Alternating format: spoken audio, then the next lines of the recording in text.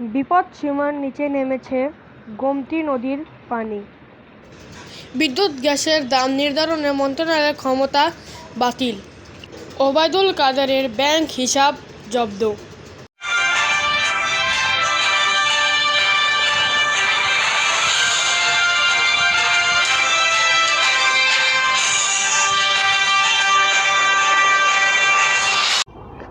বিপদসীমার নিচে নেমেছে গোমতীর পানি। অবশেষে বিপদসীমার নিচে দিয়ে প্রবাহিত হওয়া শুরু হয়েছে কুমিল্লার গোমতী নদীর পানি। বর্তমানে নদীটির পানি বিপদসীমার ৩ সেন্টিমিটার নিচে দিয়ে প্রবাহিত হচ্ছে। বিষয়টি নিশ্চিত করে মঙ্গলবার রাতে কুমিল্লা পানি উন্নয়ন বোর্ডের নির্বাহী প্রকৌশলী খান মোহাম্মদ ওয়ালিউজ্জামান জানান, গোমতী নদীর পানি কমেছে, বিপদসীমার ৩ সেন্টিমিটার নিচে দিয়ে প্রবাহিত হচ্ছে। বিদ্যুৎ গ্যাসের দাম নির্ধারণে মন্ত্রণালয়ের ক্ষমতা বাতিল।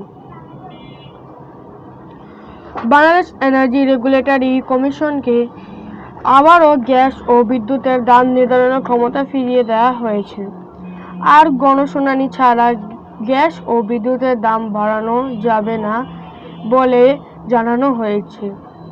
মঙ্গলবার এই বিষয়ে আইন, বিচার ও সংসদ বিষয়ক মন্ত্রণালয় থেকে প্রজ্ঞাপন জারি করা হয়েছে।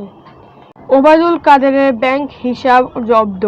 আওয়ামী লীগের সাধারণ সম্পাদক এবং সাবেক সড়ক পরিবহন ও সেতু মন্ত্রী ওবায়দুল কাদেরের ব্যাংক হিসাব জব্দ করা হয়েছে।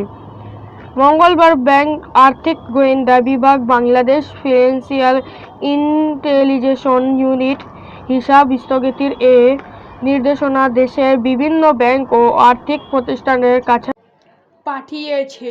৫ আগস্ট আওয়ামী লীগ সরকারের পতনের আগে পর্যন্ত তিনি সড়ক পরিবহন ও সেতু মন্ত্রী ছিলেন। বাংলাদেশ ছাত্রলীগের সাবেক সভাপতি ওবায়দুল কাদের নোয়াখালী ৫ আসনের সংসদ সদস্য ছিলেন।